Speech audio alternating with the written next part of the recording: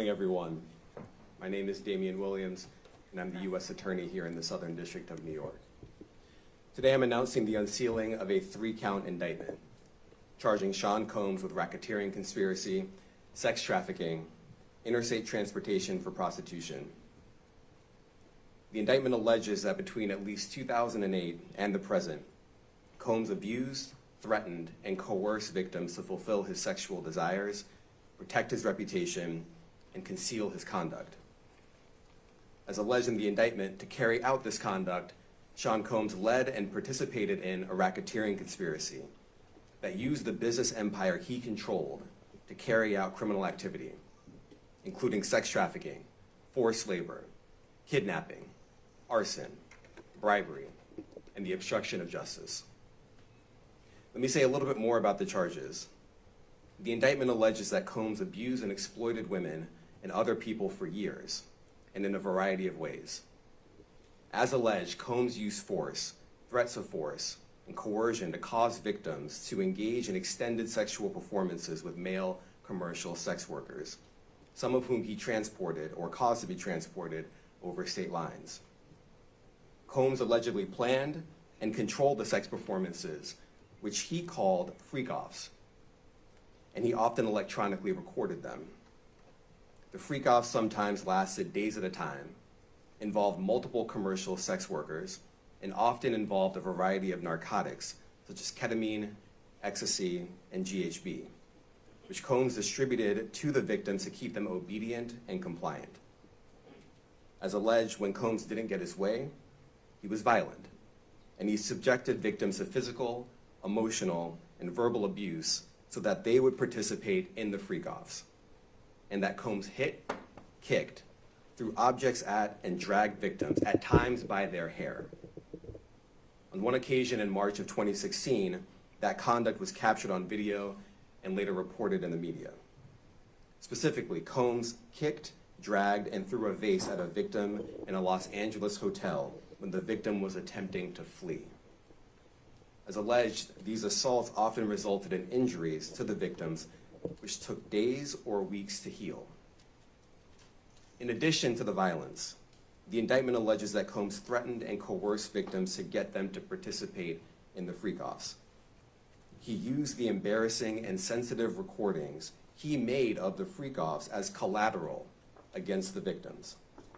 And the indictment alleges that he maintained control over the victims in several ways, including by giving them drugs, by giving and threatening to take away financial support or housing, by promising them career opportunities, by monitoring their whereabouts, and even by dictating their physical appearance. Because of all of this, the indictment alleges that the victims did not believe they could refuse Combs without risking their security or facing more abuse. The indictment also alleges other acts of violence undertaken by Combs and others, including violence against witnesses to his abuse, kidnapping, and arson. The indictment alleges that on more than one occasion, Combs carried or brandished firearms to intimidate and threaten victims and witnesses. Now, Combs did not do this all on his own. As I mentioned, Combs has been charged with RICO conspiracy. He used his business and employees of that business and other close associates to get his way. Those individuals allegedly included high-ranking supervisors in the business, personal assistants, security staff, and household staff. The indictment alleges that those individuals facilitated the freak-offs. They booked the hotel rooms and stocked them with the supplies, including drugs, baby oil, personal lubricant, extra linens, and lighting. When the hotel rooms got damaged, they helped clean it up. They arranged for victims and commercial sex workers to travel for the freak-offs, and they delivered large quantities of cash to Combs to pay for the commercial sex workers. The indictment also alleges that they helped Combs cover up his crimes. During the March 2016 incident at the LA hotel that I mentioned earlier, a member of the hotel security staff intervened, and Combs attempted to bribe the staff member with a stack of cash to make sure that what happened was kept quiet. And as the indictment alleges, in late 2023, after public allegations were made about Combs' crimes, He and others pressured witnesses and victims to stay silent, including by making phone calls to witnesses and victims and giving them a false narrative of what they had experienced. And as alleged, Combs used others to help conceal his abuse by monitoring and preventing victims from leaving a location in order to hide their injuries, or by locating and contacting a victim who had attempted to flee. As part of this investigation, in March of this year, special agents from HSI executed search warrants at Combs' residences in Miami and Los Angeles. They also executed a warrant for Combs' electronic devices. During those searches, agents seized evidence of the crimes charged in this indictment. They seized firearms and ammunition, including 3 defaced AR-15s and a large capacity drum magazine. They also seized evidence of the freak-offs, electronic devices that contain images and videos of the freak-offs with multiple victims. And they seized cases and cases of the kinds of personal lubricant and baby oil that Combs' staff allegedly used to stock hotel rooms for the freak-offs, more than 1,000 bottles altogether. Here are some of the items that we recovered during the searches.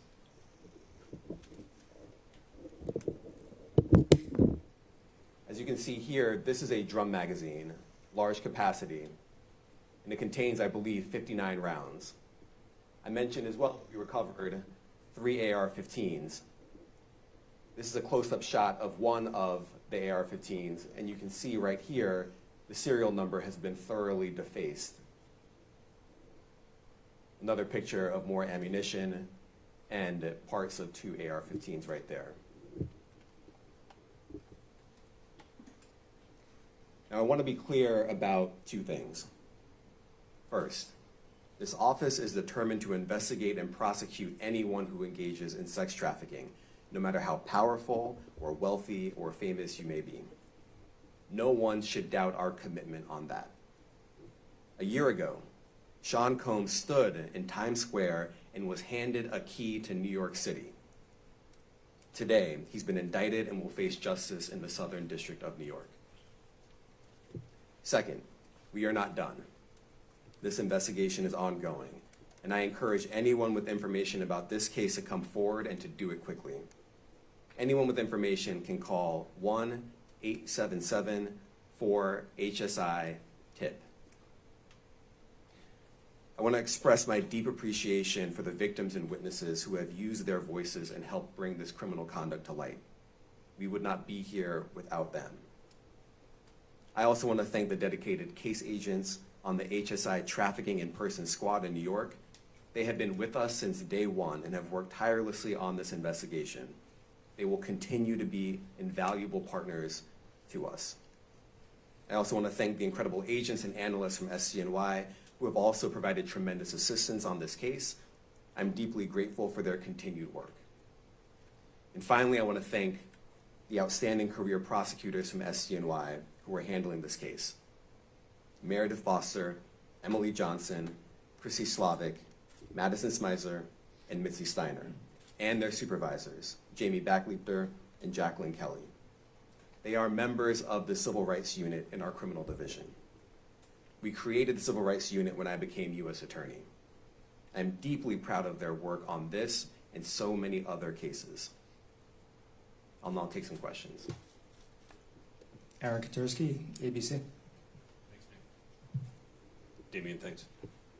The indictment describes aggressive, open, violent, hedonistic abuse that you say was recurrent and widely known. Why did it take law enforcement so long to intervene? How many women were victimized by Sean Combs, and how many others were involved? Look, our investigation is ongoing. We are committed to bringing justice to everyone who's been victimized by the defendant. I can't tell you why it took so long. I think the better focus is on the fact that we are here today. And we are committed to making sure that justice is done. Next question. Thank you. Julia Ainsley, NBC. Thank you for doing this. You said we are not done and that Combs did not do this alone. Do you foresee that there could be other charges related to this case? I'm not taking anything off the table. Janet Fisher, Newsday. What's the difference between the sex trafficking and promoting travel for the purpose of prostitution? Well, there are different crimes with different elements. I don't think we should get into the nitty-gritty of the legal discussion right now, but the sex trafficking, we believe, they're all serious offenses, but the sex trafficking conduct carries some significant penalties, and we are gratified that we were able to bring that charge. One more coercive than the other? I'm not going to be able to get into that, but you can look it up, and yes, sex trafficking, especially when it involves coercion or force, is a very serious crime, and it carries significant penalties. Good afternoon, Darla Miles, ABC 7 New York. Thank you for this press conference and for the details. 2 questions. In context of this indictment and the information that was presented to the grand jury, are you able to clarify the number of victims? It's mentioned plural in the indictment, but can you specify the number of victims just for this particular indictment? And secondly, can you provide details about the alleged arson? Unfortunately, I'm not able to provide either. The number of victims, you are correct. We are intentional in saying multiple. The details of the arson incident are limited to what we have in the indictment and also the detention letter that we filed, which contains more details than the indictment does at various points, but we don't have anything more beyond that.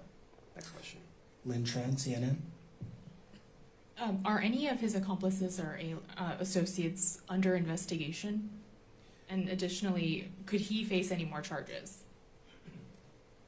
So the investigation is ongoing. That means both as to him and to anyone else who we believe committed the crime with him. Next question. Juliet Papa. Hi, good morning from 1010 Wins. Any indication that some of the women or victims here were imprisoned in his residences, and did he have locations where he kept them, and were not allowed to leave? And also, he's indicted here, although there were searches and raids in LA, Miami. Why in New York? Well, I'm biased. I'm the U.S. Attorney in the Southern District of New York. I think that we have an outstanding track record of bringing some of the most impactful, sprawling, complex, difficult sex trafficking, human trafficking, labor trafficking, you name it. The Southern District of New York can do it, and so we're very proud of that.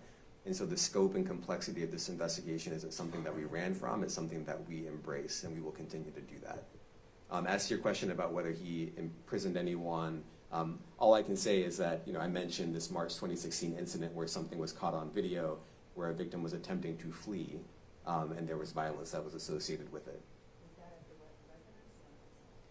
That was at a hotel. Matthew Lee, Inner City Press. Thanks a lot. Does your office intend to seek remand, or are you reaching a bail package? And if you're willing, how would you contrast this with the R. Kelly case in EDNY in terms of the elements? Thanks. So we will be seeking detention. We have filed a letter laying out our reasoning for seeking pretrial detention. I'm not going to be able to expand beyond what's in the letter, but it contains all of the reasoning, and it contains the law as well. There is a presumption of detention in a case like this, and we think that's warranted. John Anise, New York Daily News. Thank you. I was hoping to get some more detail about the searches of his residence, the guns, the cases of lubricant, and the videos. Where were they found amongst his residence? Were they all scattered around the houses in one place? I kind of wanted to just get a better picture of how that stuff was found. Well, look, I think that some of the details that you're seeking are in the detention letter. So, for instance, some of the AR-15s, 2 of the 3 defaced AR-15s were found in his bedroom closet in Miami, broken down into parts along with magazines with ammunition loaded in them. So some of that detail is in the detention letter. Beyond that, I'm not going to be able to get into where other items were stored. Ben Kochman, Post. Hey, thanks for doing this. Your office was the office that had been prosecuting Jeffrey Epstein before he died in custody. I have not read your detention memo yet. It's the first thing I'm going to do after this ends. But does the memo address, or is your office concerned with with Combs' safety in custody, given what happened with Epstein? So we are concerned with anyone's safety whenever they are detained prior to trial. It's part of our obligations to keep people safe as well. It's part of the criminal justice system. So, but I do not draw any sort of connection between Jeffrey Epstein's suicide and what may or may not happen to any other defendant while they are detained pre-trial. And of course, the decision whether to detain the defendant will be up to a judge. Our position is that pretrial detention is warranted under the law and based on the facts of this case, and I'll leave it at that. Are some of the prosecutors on this case some of the same prosecutors that had been handling that or that worked on the Maxwell case? So I'm not going to get into the staffing. I will say that this team, this group of AUSAs, this incredible group has been working on this case around the clock, and they've had their hands full. Next question. Gus Rosendale, NBC News. Good morning, sir. Combs' attorney said that his client has been cooperative with investigators. He said that this morning. I was wondering if you would have a reaction to that. Let me just say this. I think that generally with increasing frequency, the word cooperative or cooperating has taken on tremendous elasticity, and it no longer really bears any relation to what the word means when we use it in a very specific context. So responding to lawful process and the like does not qualify as cooperation when we use that term here. Mike Sisak, AP. Thanks.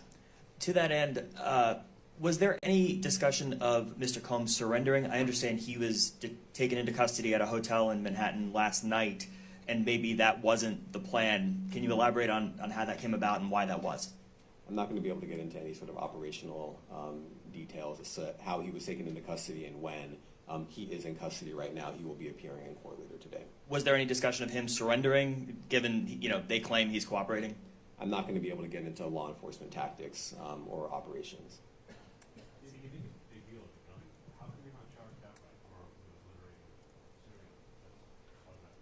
Well, I can't get into the charging decision. It is very meaningful to us that weapons were possessed, as we allege in the indictment.